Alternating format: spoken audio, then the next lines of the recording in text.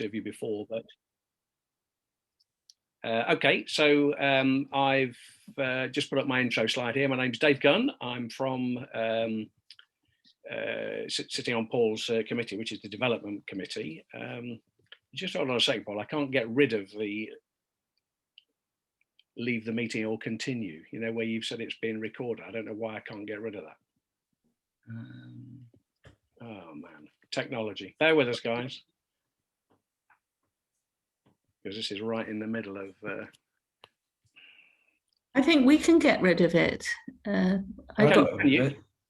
got rid of mine. This is Pat. Just move the mouse, Dave. I think it will go. Something's just frozen on my system. I think. Let me okay, stop sharing again, Paul, and we'll start again. And I'll come back, and I maybe won't make it full. It's maybe when it's full screen I can't do it. So have you stopped the sharing now? Yeah, it's not letting me. All right. Yeah, I've stopped it again. Okay, right. Now I can get rid of the continue. Right, are you still recording, Paul? No, I'm not. So it'll Okay. come back in. Start recording then. Yeah. Okay. Bear with me. See, I've now lost the record bit myself. Oh, hang on, I've got it. Yeah, don't worry. I'm going to start it again. Right, away we go. I'll wait till the thing comes up. Anyway, can everybody see this screen anyway before I've gone full size? Yeah.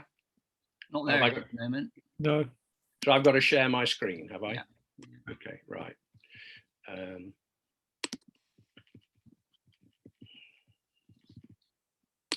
A screen.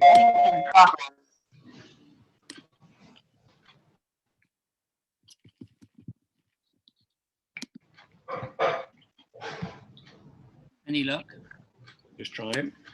Yeah, that's it. Right, okay. Everybody see that okay? So I think we're now in business. Right, I will now make this full size and we're recording everything's good. Right, I can now start. So apologies for all that. So as I was saying, my name's Dave Gunn. I sit on Paul's committee. Between 2017 and 2019, I had a part-time job for the CA as the National Development Officer. And one of the programs that I developed and we started to roll out was this thing called Croquet Matters, which is obviously the main reason why you guys have all signed in tonight. So I've joined Paul's development committee as a co-optee to try and keep the momentum moving and to explain it to some of the clubs who maybe hadn't looked at it previously. So I've got a brief presentation here to explain to you what Croquet Matters is. But the whole idea of this for you guys representing your clubs is at the end of tonight's session, if you think it's worthwhile for your club to properly get involved in this development framework, the plan would be then for you to go back to your club committees, get their agreement, and obviously you'll have a recording of this session to show to them if need be, but get their agreement to run a session specifically for your club. All I'm going to do tonight is give you a flavour of what the tool can offer, and hopefully show you enough to make you think, yes, this could work for us as we try and move the club forward. So hopefully that makes sense.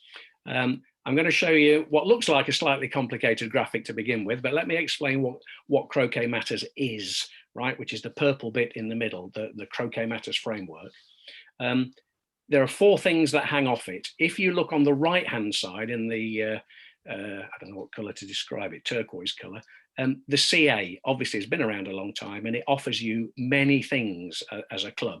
It'll offer you things like a model constitution, it'll lend you equipment, it'll give you advice on that, it might help start a club, it'll give you advice on marketing and it'll offer you grants, a whole load of stuff. That's still there and we want you to make good use of that where it's appropriate. If you look over on the left-hand side, you're all part of federations. You've all got federation development officers and other officers that offer you support. They will continue to offer you help in your local areas, recruiting, coaching, development, a whole host of stuff. None of that is disappearing. At the bottom, there's a whole load of stuff outside of the CA and the federations. You've got academies, you've got BBC sites, you've got the Sport and Recreation Alliance, you've got what are those local things called, Paul? In each county, what are they called? Active partnerships. So all around the country, there are active partnerships run government sponsored. So there's lots of other support outside of there. But what I really wanted to add to all those three existing things was a way to use a tool that Sport England have put a lot of money into, and it's being used by many, many different community clubs, croquet clubs, but lots of other clubs, hockey clubs, football clubs, tennis clubs, and it's called Club Matters. And it's got a number of different facets to it, which is shown in that schematic at the top there. But that's what I want to show you about tonight, to show you what's available and how it might work for you as a club as you try to decide how can we move forward, how can we grow as a club, which I assume is what you will want to do, seeing as you all bother to join this session. So this is taken from the Sport England's Club Matters site. It basically explains that Club Matters is a one-stop shop for any sports club. It's available online at any time that you want through the internet, and it'll give you support, learning, guidance on all aspects of running a club, whether it's a large club, a small club, a formal club, an informal club, a competitive club, a social club, whatever you are. This tool will offer you free, simple, bite-size offerings that will support you as you look to develop. What's available from them? Well, there's a range of different things, and I'm not going to go through all of these, but I'll pick out in the top left, online support. So on the website, which we will in a little while go and look at live, there's a whole load of tools, online toolkits, which might be quick reference guides or development tools or little videos. There's a lot of stuff that you and the committee in your club can access and have a look at and make use of. If we go to the right-hand side and drop down to the middle section there, the club improvement plan, this is some advice and guidance on how any club might sit down and put a plan together to develop and grow, because it's all very well having good intentions, but unless you define what it is you want to achieve and then come up with a specific plan to do it, it's very hard to achieve anything. So this tool, Sport England's Club Matters, has a lot to offer a club that wants to move forward in a number of areas.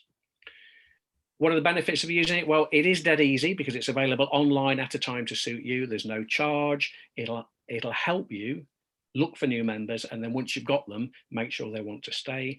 Lots of practical tips and advice and guidance. It gives you ideas on how you can better understand your club and all your members and what they want and are they happy. And it all leads towards you becoming a sustainable club, one that's going to grow and be around for a long time. The other thing that we're doing, which is why we've got several of the Federation development officers on here, this is a tool that they want to use to help offer you an even better support service as you try and grow as a club. So hopefully that makes sense. One thing I want to point out is that in Sport England's view, whatever sport your club is, they think there are four main things that any club needs to be good at if they're going to succeed. And they are finances, management, how you organize the club, how you run a committee, how you get things done, club people, which they determine as your members, which could be players, it could be social members, it could be coaches. All of those are clubbed together to be your people. And then the final thing is the marketing of your club. How do you go about getting the message out there to make sure you've got a constant supply of new members wanting you to join? So those are the four key areas, and that's what the tool is based around, and it offers you specific help in all of those areas.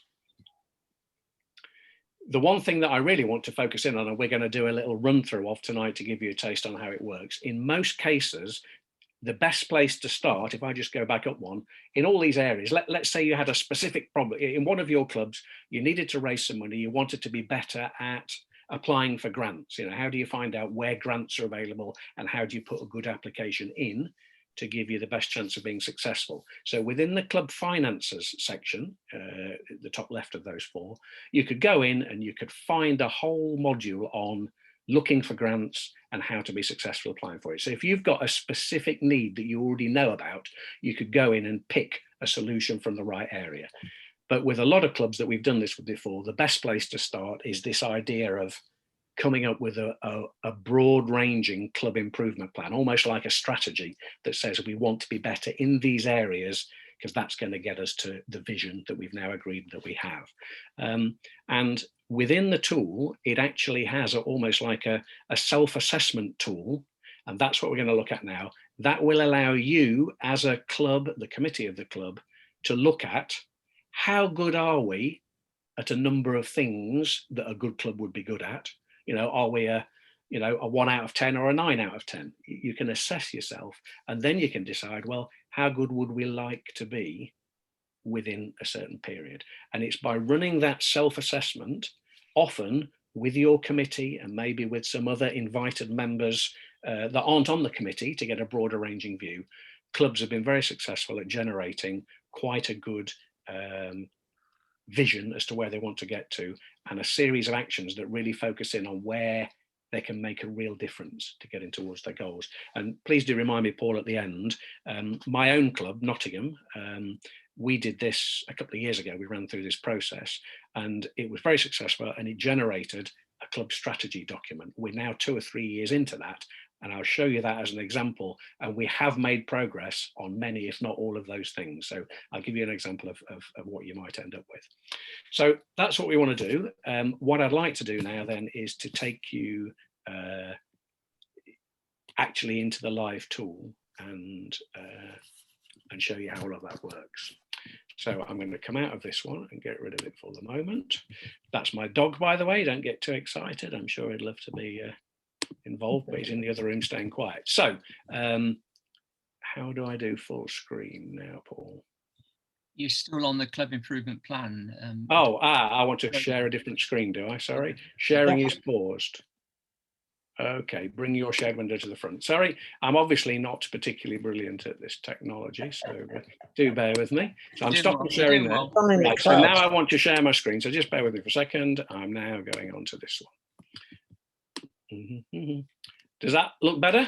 That's it, yeah, you're there. Okay, I'm not quite sure how I get to full screen. So I'm going to just run with this for the moment, if that's okay. So what this is going to show you, Club Matters, you can see my cursor whizzing around at the top. This is the SportEngland tool. And any of you that want to take this further, we can provide you with a link to this so you can actually have a look and work out how to get registered for it.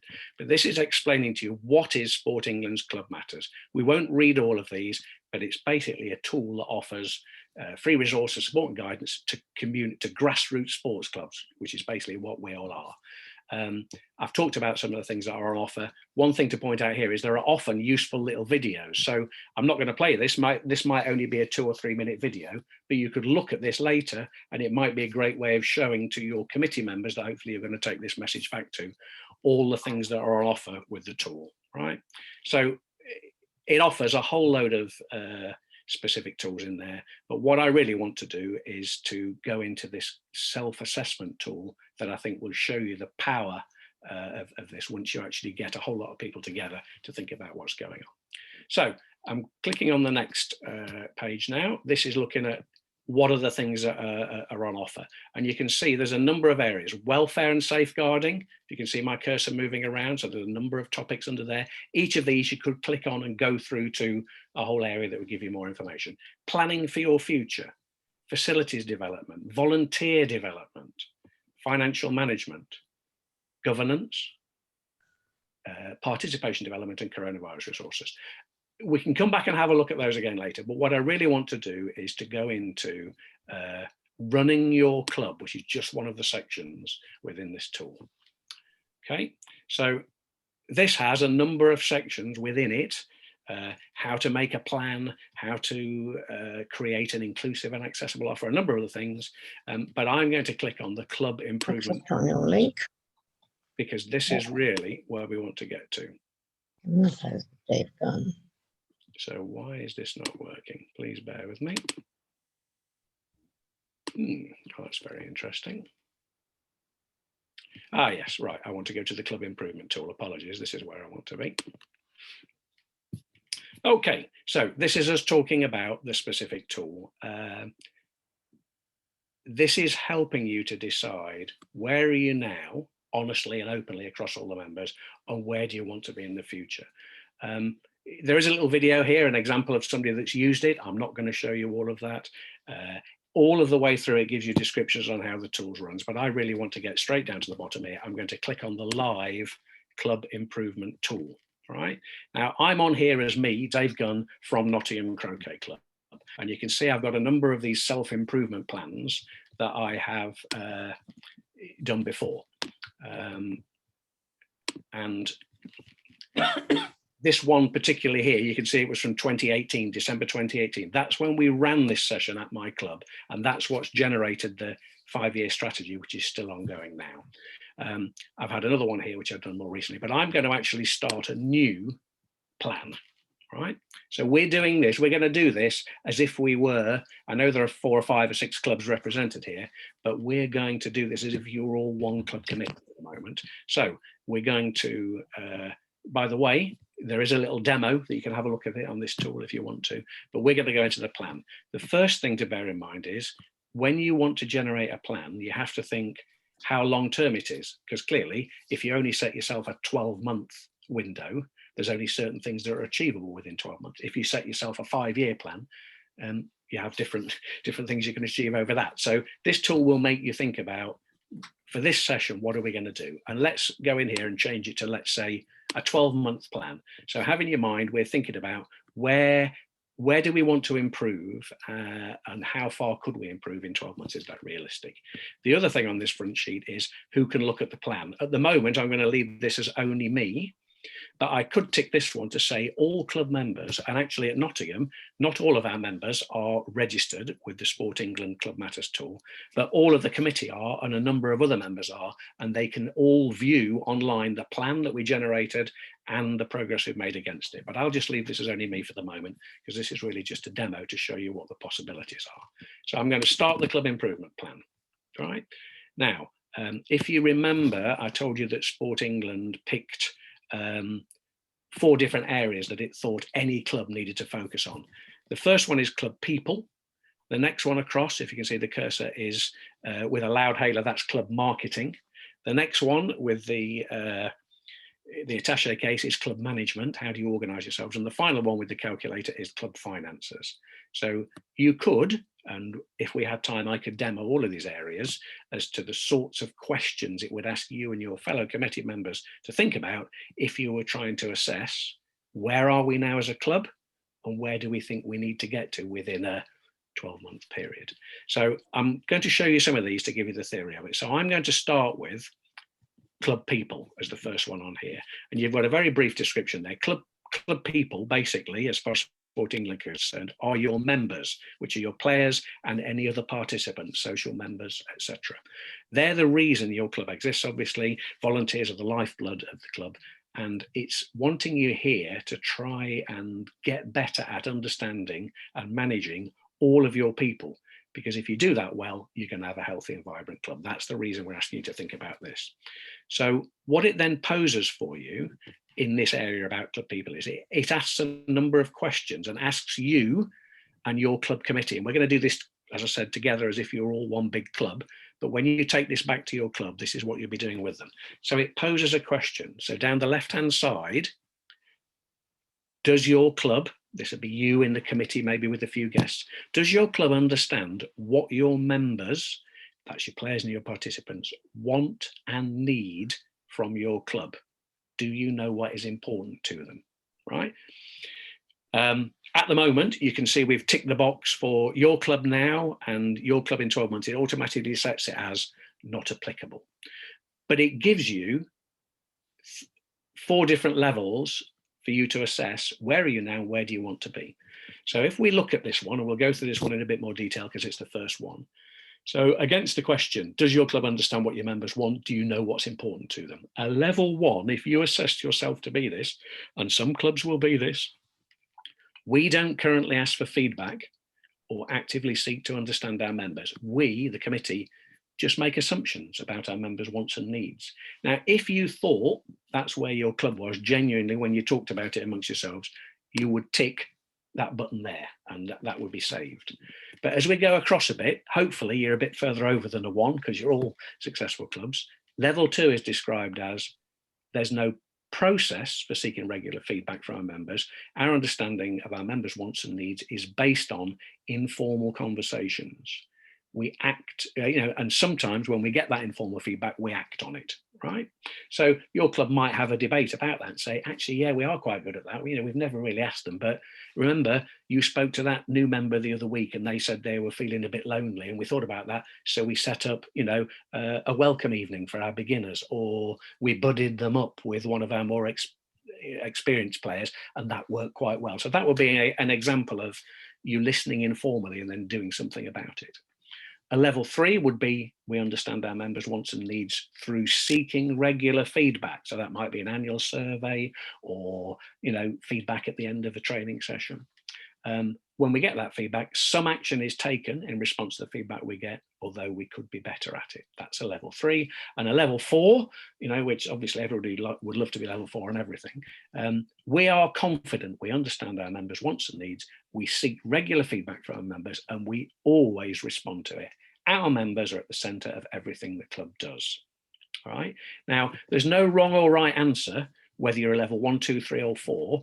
The whole thing about this assessing where you are now is to try and be honest. And the more people you get in the room, the committee and 1 or 2 other, experienced people, maybe a beginner or 2, you get a wide view, and you then perhaps learn from each other, and you get an honest view of, actually, we're a level 2. Yeah, so, I could pretend here we're a level 2. And then as a group, as a committee, you could say, how important is it that we improve at this? Are we happy being a level 2, or in 12 months time, because we set a 12-month horizon for this plan, we'd actually like to make progress and become a level 3. So you're setting yourself a little goal. It could only take a minute to do this, but the real value is in discussing it honestly between the committee and other people in the club who are interested in contributing to this. And then you'll get an honest view of where you are and where you want to be. So I'm going to reset that back to 0. And set that back to 0, because in a minute we are going to split out into 2 little groups and have a chat about this for you to pretend you're a club, one single club, but bring your own experiences, and we'll get a sort of an average view about where you are. So that's question 1. There are 4 of these questions. 1 group of us will take the first 2, 1 group of us will take the second 2. So I'm now going to go on to the second question, which sort of follows on a little bit from the first one, talking about, excuse me a sec. This is talking about, understanding what your members want and need. So a club typically has an offer, right? So what's your offer to your members or prospective members? The question here on the left is, we haven't reviewed or changed our club offer since we started, and we're not sure if it still meets our members' wants and needs. So it's posing a question. It's saying, if that question were asked to you, would you, as a level 1, would you say, we haven't reviewed or changed our offer since we started, and we're really not sure that that is what most of our members want or need? Level 2 would be, we have reviewed it in the past, but we should do it more often. We still assume that we're meeting our members' wants and needs, basically, because we haven't asked them and they haven't come and complained to us. But what if some people have left? Or what if somebody didn't join because they had a look, but you weren't really giving them what they wanted? So you can go right the way over to the right-hand side. A level 4 is we regularly review our club offer to make sure it meets our members' wants and needs, and we adapt our offer to keep up with changes if necessary. So let's give you an example. A club might be planning, let's say it runs on Tuesday afternoons, Wednesday afternoons, and Sunday mornings. Yeah, and we've always done that. Everybody's happy. If they actually reviewed and asked their members what they wanted, they might find some of the members would be a lot happier if there was a Saturday session as well, because that's the only time they get time off work. And they might find if they reviewed some people who came to a taster session but then didn't join, oh, well, it's because the timings weren't right. If you'd regularly reviewed that and listened to what was required, you might have changed your offering if it was possible to do that. So that's the second question, getting you to think about how often you've actually thought about the feedback you get and you make a change to make sure you're keeping everybody happy. So that's the second question. The third question is moving on to another aspect of people, club people. You obviously will all have coaches. Now, some bigger clubs have lots of level 1, level 2 coaches, and they've got a proper structure. Smaller clubs don't even have anybody that's a formal coach, but all of you, if you're experienced players, will do a bit of coaching and will try and help beginners and try and help people improve. So this question here on the left says, does your club regularly review its coaching structure? Do you have a coaching development plan? Now, some clubs might say, we don't review our structure. In fact, we don't even have a structure. Yeah. And we don't have a plan to develop our coaches, because you've got to remember, coaches are volunteers as well. what might they want to do? Why are they volunteering as a coach? Would they like to take on more responsibility? Would they like to train a particular group of people, but they're not really being asked for it? They might want to go up the levels from a club coach to a level 1 to a level 2 to a level 3. So this is asking you what you do in terms of your coaching structure, if it exists. So on the left is there. Let's go to a level 3 this time as an example. We regularly review the coaching structure, and we've got a plan to make sure we have the right coaches with the right qualifications and experience. We could do more to support our coaches with their development and recognise their efforts. So some clubs might be there. Some clubs might say that's where I'd like to be in 12 months' time. So that's something you're going to discuss in their breakout groups. And then the final question, very important one, which is about volunteers, because basically everything that gets done at a croquet club and almost everything that gets done at the federation and the CA level is done by volunteers, right? So they're absolutely vital. And the question this tool is prompting you and your club committee and 1 or 2 invited other people is to say, do we as a club understand what our volunteers want and what they need from the club? Do we know what's important to them and why they are volunteering? All right. Now, let's give us an example here. A level 2 at the moment would be there's no process for seeking regular feedback from volunteers. Our understanding of what their wants and needs are is just based on informal conversations with them. Yeah. And sometimes we act on the feedback we've been given. Now, that might work quite well, but there might be some volunteers that don't have a good experience or aren't asked or don't feel confident.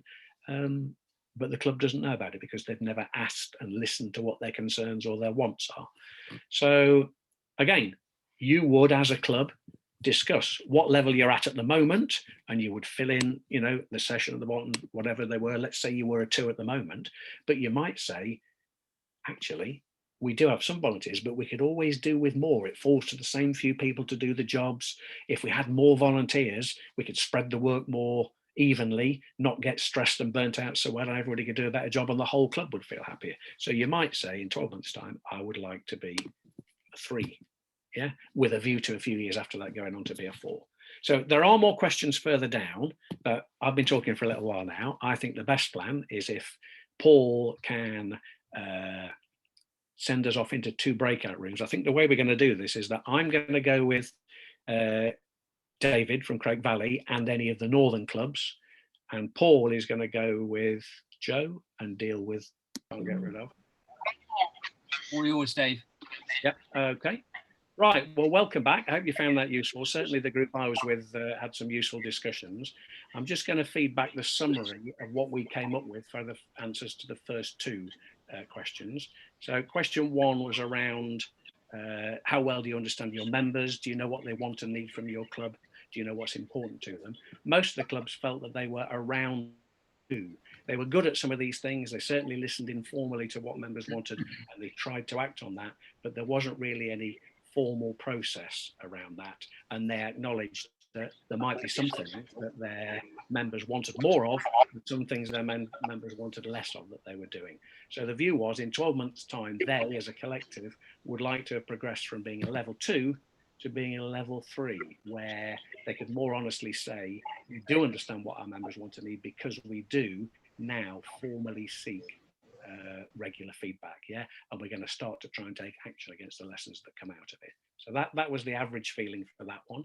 But the second question, which is around the club offering, which is made up of a whole host of things, yeah, but the group felt that they did generally review quite a lot what they offered, and they tried to make sure that it met their members' wants and needs, right? It didn't always manage to make the changes that they would want to, but they felt they were doing it. But I guess they did acknowledge we haven't formally asked all our members what we want. So we've put that in as a 3. In reality, it might have been somewhere between a 2 and a 3, but it doesn't really matter. We had the debate, we've put it in as a 3, but we felt it was very important to make sure we changed the offering to match what people wanted. So we've said that in 12 months' time, we'd like to have progressed to a 4. So that's how we answered those first 2 questions. I don't know whether, Paul, you can just talk us through what your group came up with. We actually went straight into the marketing because we. Okay, fair enough. So we spent probably a bit longer on the marketing, but. Oh, right. I thought we were just going to do these right. Okay. Well, in that case, I'll tell you what we'll do. I'll whiz through these questions here and I'll give you an idea of typical what clubs have said, just so that we fill this thing in so you can see it all. Does your club regularly review its coaching structure? Have you got a coaching development plan? Quite often people were saying we're a 2, because if they had a structure, it was often quite loose. They sometimes had a look at it, but they didn't really have a plan to make sure they were properly matching the right coaches to the right people who was meeting the requirements.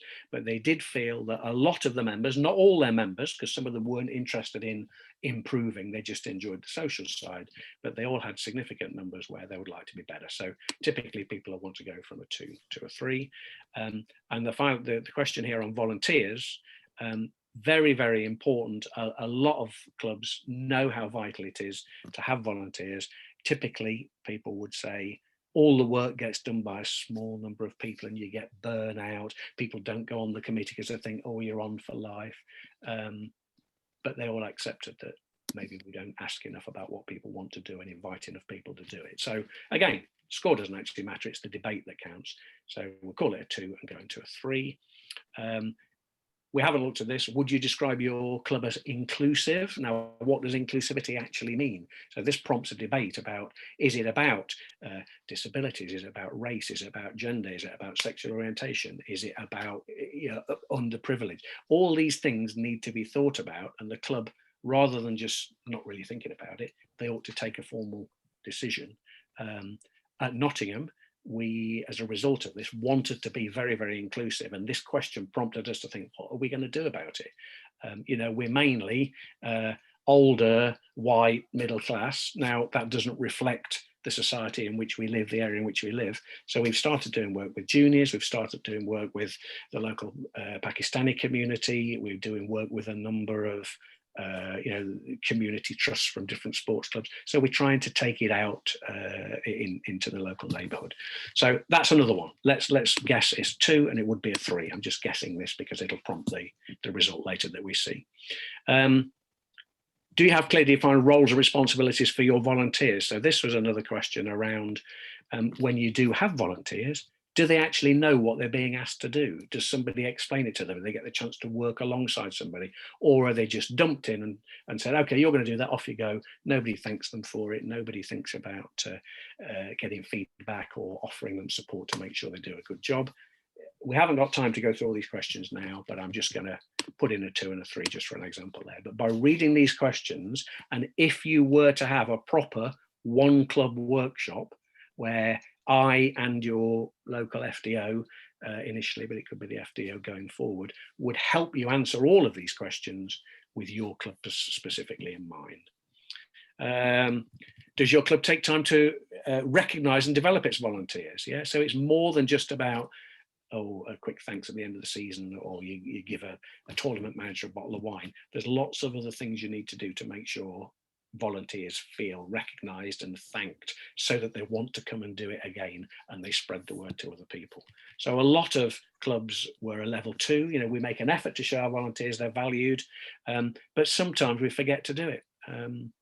Really, it needs to be better than that if you're going to get more done by more people and get them all involved. So you want to make progress. Here's a last one. Does your club have an approach for supporting its talented members and players? In our group, we had one talk about the coaching that was offered to people that struggled to pick the game up, and also people that really improve quickly. Sometimes, and it is in the example I gave earlier about a club that hadn't got the right coaching for people when they got to a certain level, sometimes clubs don't think about how do we help people to reach what their aspirations are. Maybe we just offer this coaching, and well, if you outgrow it, it's tough. Really, you should be thinking about how can we get extra help for them, or how can we point them in the right direction to the federation to get some help, or even the CA. So again, there's a chance to score that. So that's the end of the questions. This is one of the longer ones about your club people. At the bottom, there's a box here where, when you're running this, you can actually capture comment. So if you were debating, do we understand what our members want or not? Somebody might say one thing, another committee member might say, but actually we're good at this. You could capture those things by putting the comments in the bottom there, and it will be saved in the tool for you to refer back to as to why you came up with a certain score. And it could also capture any ideas as to, how might we improve it? So that is for that section. So I'm going to save the section on club people.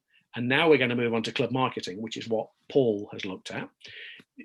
We're not going to do all of these, by the way. This is just to show you the principle. But the two most important, I think, by far, are club people, which you've already done, and club marketing. How you manage your club and how you look after your finances will flow from that naturally down the line. But in marketing, we've only got 4 questions. And maybe, Paul, you might want to take us through this section, just some brief discussions that you had, and I'll put in the scores that you came up with. So far away.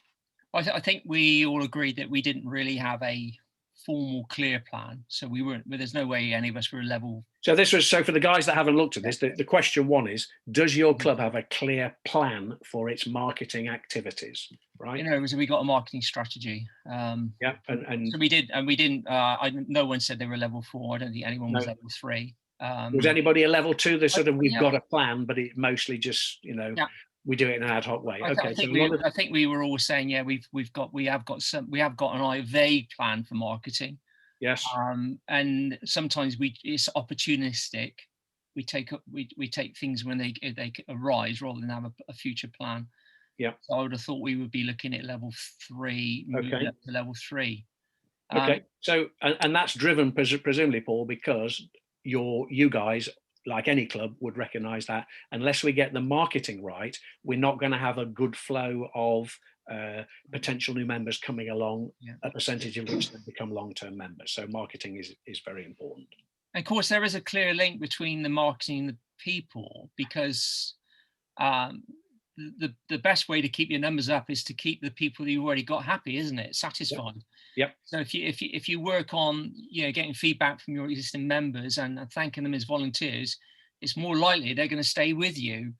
And we also know that the best form of marketing probably in croquet, for croquet clubs, is word of mouth and people connections. So if your people go away feeling it's a good club, they're likely to say, well, you want to come and join us. It's a really great club to belong to. Yep. So I think there's a massive link between the people and the marketing. I think you're right there, Paul. And the thing I would add to that is, yes, you want to have happy people, but a proper, clear marketing plan wouldn't just blindly rely on members to ask other people. It would come up with an initiative, for example, that said, dear established members who are now happy here, if you bring a new member along who joins the club, you'll get £10 off your membership. Or something that might be something you want to do. It might not work for some clubs, but you need to, this is to prompt you to come up with an actual plan that drives whatever your marketing objectives are. Okay, so mostly you're a 2 with a vague plan, and you did some ad hoc things, but you wanted to move to being a bit more formal, and you wanted to track how well you were doing against those various plans. Okay, second question. So does your club have a plan for identifying, engaging, attractive new sponsors? It's an interesting question itself, isn't it? Because it could be attracting new sponsors for the first time, because I don't think many clubs have got maybe sponsors. This prompted quite a lot of discussion about what is a sponsor, what do we mean by that? And I think, I don't know if anyone would disagree, I think we were probably a lot lower on this one. It was probably level 1. Or not. That's been quite typical when I've seen other clubs, and I think you're right to think about what is a sponsor. Typically you think about it's somebody who gives you money, maybe to advertise in the club handbook or whatever, but they give you money. But there are lots of other ways you can get sponsorship. You might get equipment given to you. You might strike up a relationship with a local business that says, you get them to run 2 or 3 corporate evenings in return for a little bit of advertising and things, but you get another benefit from that, which is you get groups of 20, younger people coming to look at your club, some of whom might want to join.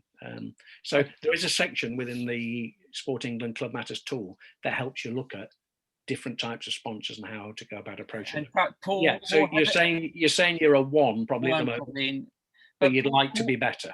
Paul Hetherington has done a couple of webinars on this, hasn't he? Okay. And I think one of the things he was saying is, stick close to people you already know. So it might be suppliers, it might be members who they work for, it might be who their their children work for, their grandchildren work for, but stick to people you know, and have a clear objective on offer. What is your offer that you're going to give your sponsors? Brilliant. Okay, so just for the point, should I put a 2 down as to where you'd like to be in 12 months if you're going from nothing? Yeah, go for it. Yeah. Realistic progress.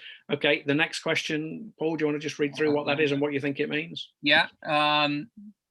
We had a bit of discussion that, you know, promotion is much more than just advertising. So just for the guys in the other group, the question on the left is, does your club understand all of the different marketing options that you could use if you're trying to promote your club? And do you change your communication method based on who you are targeting? That's what the question is about. Where did you were, Paul? We had a discussion about the use of local press. We started to get into the social media as well on this one, which is the next question. Yeah. But in general, I think we felt there was still a lot to be learned on this, especially about targeting different target audiences. And I've got to say, even the CA is not particularly good at this. Yeah. Because I mean, they seem to have one video for all audiences, and what they need to do is, I think they've got to have at least three different target strategies, promotional strategies for 3 different targets. Yeah. So I still think we're probably down with a level 1 on this one. Okay. So we're not so good at that, but we need to get better, because if, for example, you know, you're aiming at new members from U3A, right? I know a lot of clubs do get a few members come through from relationships with U3A.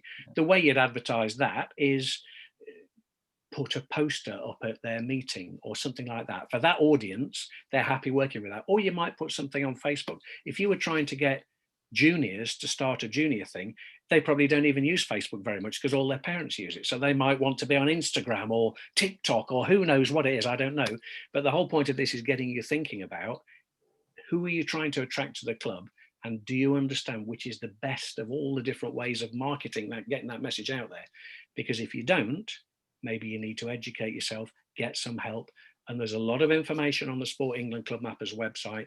And also it might point you to go to your Federation Development Officer and say, we want some help with, you know, what are other clubs doing? Can you help us?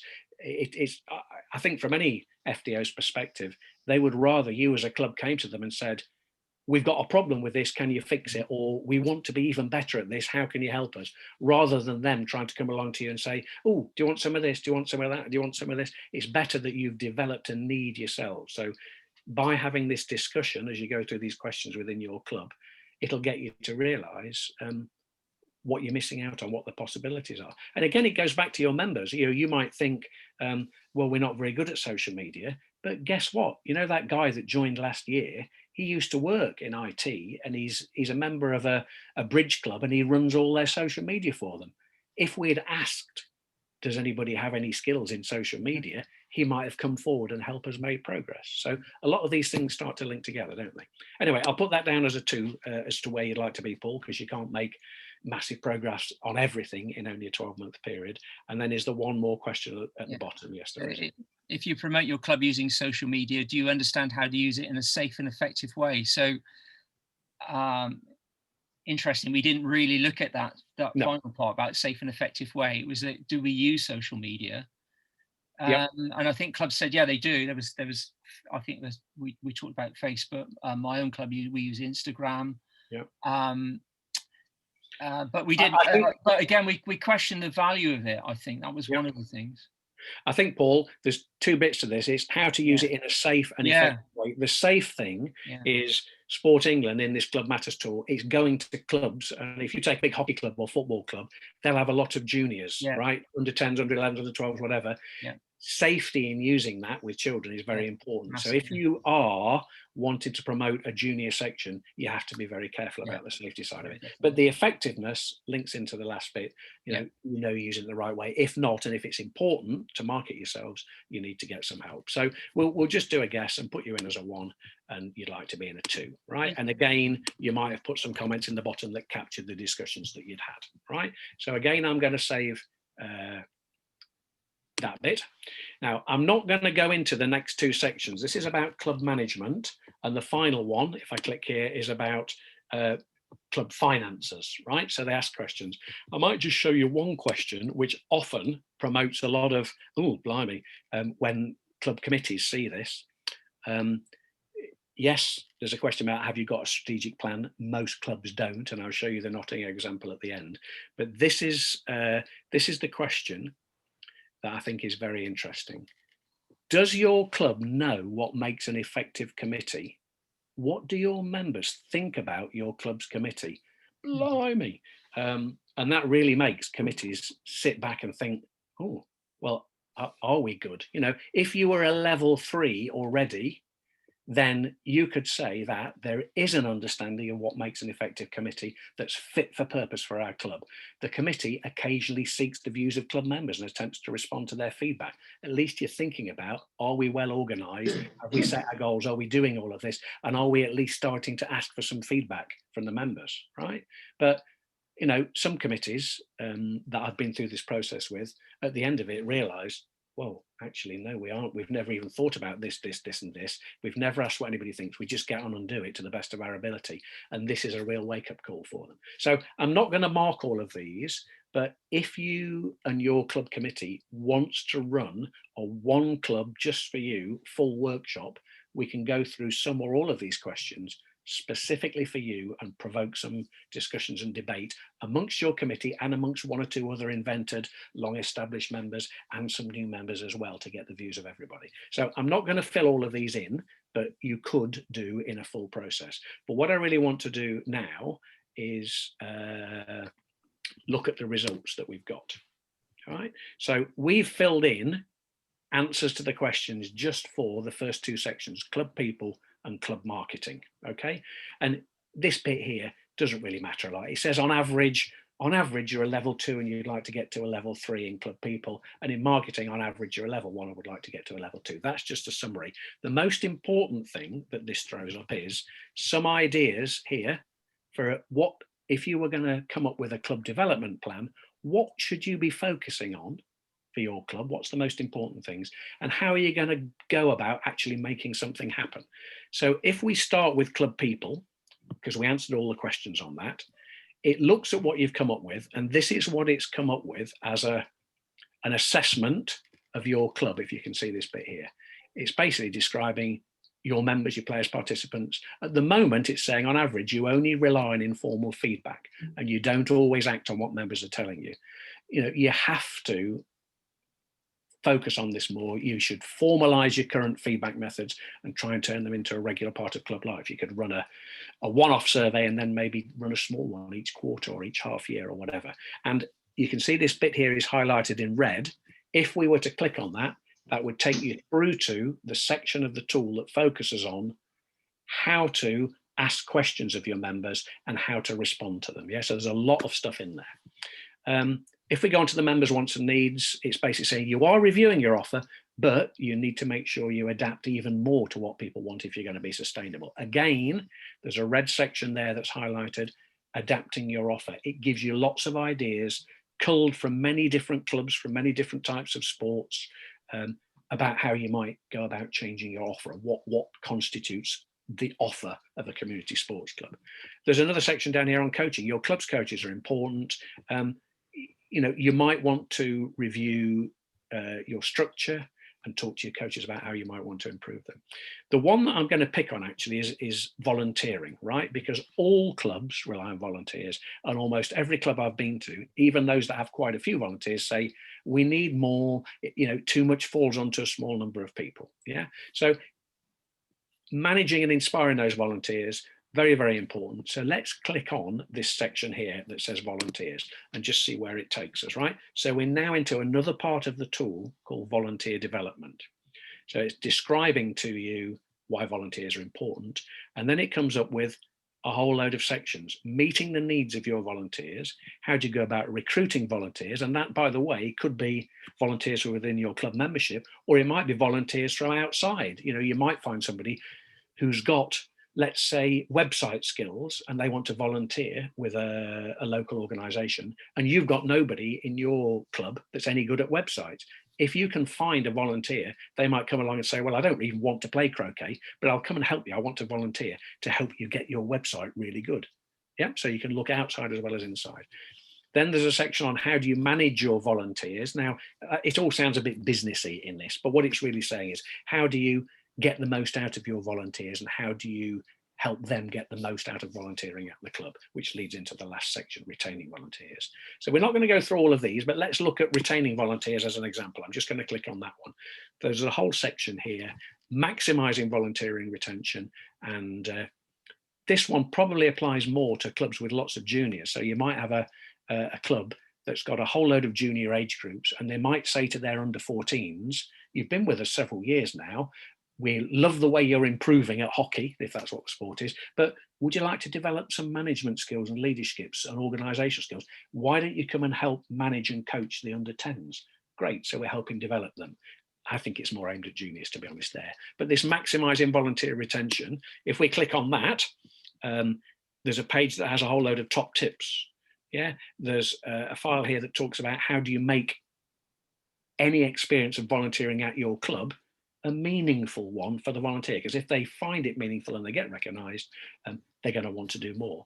A thank you video, you know, an example of how you could go about thanking them. Some of this you're already doing, yeah, and you might think some of it's about teaching grandma to suck eggs, but I guarantee in all these areas, if this is something you want to do, there will be some tips in there that you could take and adapt to your club situation and say, right, we are now going to, for example, a meaningful volunteering experience. We're going to make sure that everybody that does some volunteering with us gets asked formally, how good was it? How could we make it better next time? They might really like the fact they can give you some feedback and make suggestions on how that job could be done better for future volunteers. Okay, so you can see how all this ties together. I think I've probably shown you enough of the tool to give you an idea of how it works now. So I'm gonna come out of this this little bit and try and show you. I'm going to go back to the presentation I was showing before. Can you see that, or do I need to? You can see that, okay? No, we still got that screen. Okay, right. Sorry. So stop the share. Share the screen. Right. I want to go to this one now. So I'm going to come back to this. So this was what we've just done, which was the club improvement plan. We only covered club people and club marketing. The last two sections is on there, but you can see there are very good questions that will provoke discussions and try and allow a committee and invited club members to reach a consensus on where are we really as a club now, and get all the issues out on the table, and where would we like to be within a year or two's time. Once you've got that, you've then got a big to-do list, and hopefully the committee can then say, right, we're going to prioritize. We can't do all of them, but we're going to do that one, and that one, and we're going to do it really well. We're going to give somebody responsibility. We're going to come up with some specific actions. We're going to measure it and make sure we make some progress. So what I just wanted to show you on this one was the plan on typically how a club might engage with this Club Matters as part of the CA's Croquet Matters programme. So in the top left, the Federation Development Officer starts a discussion with the club. Now that's why you're all here tonight. Through your FDO, you've heard about this and you've said you'd like to come and have a look. I've then shown you how to go in and look at, in the 4 green blobs, the different parts of the Sport England Club Matters tool. You can go through all of those. If you fill them all in, it goes over into the pink section, the development plan. It's produced a plan that says we're going to focus on this, this, this, and this across one or more of those 4 key areas. From there, you go into the orange boxes, whichever of those is most relevant to get the workshops or modules. But the key thing in the top right, in the pale blue, take a massive action or several massive actions. This is all designed to help the committee as a whole and the club as a whole to decide, yes, we're only here and we now know we need to get to this different position. We need to be better at something. So what steps can we take? And it might only be one thing, or it might be 4 or 5 things you do to get you from a level 2 to a level 3. When you've done all those within the 12-month period or the 24-month period, whatever it is, you come down the right-hand side to the bottom, rinse and repeat. It's no good just stopping after that. You need to check how well did we do against what we said, and then you go back to the start and say, right, I need to do more of this, or I need to do that better because it didn't work the first time round.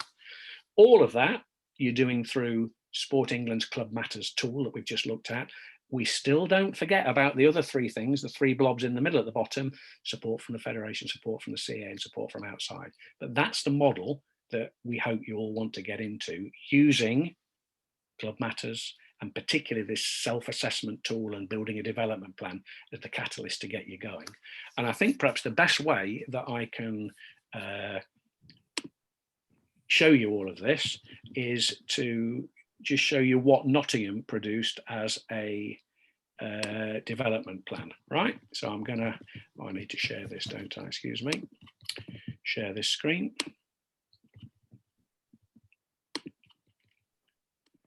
Okay, so again, I'm not going to go through all of this in detail, but this was produced in April 2019 after the club had run a self-assessment in the December of 2018, and we produced a 5-year strategy.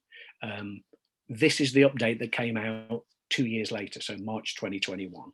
So we came up with a tagline for Nottingham: we want to be a friendly, inclusive and sustainable croquet club. We came up with a vision: we want to be an excellent, sustainable, inclusive croquet club run by the members, for the members. And then we set a strategy looking 5 years ahead.